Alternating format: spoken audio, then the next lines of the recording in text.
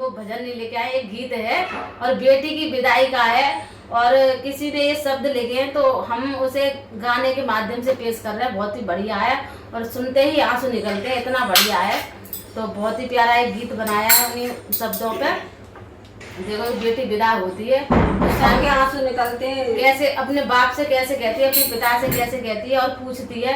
वो अंदर ही अंदर पिता भी समझता है कि मेरी बेटी ऐसे कह रही होगी और जो बेटी होती है उसकी भी आत्मा ये सोचती है कि मेरे पिता पे ऐसे गुजर रही होगी।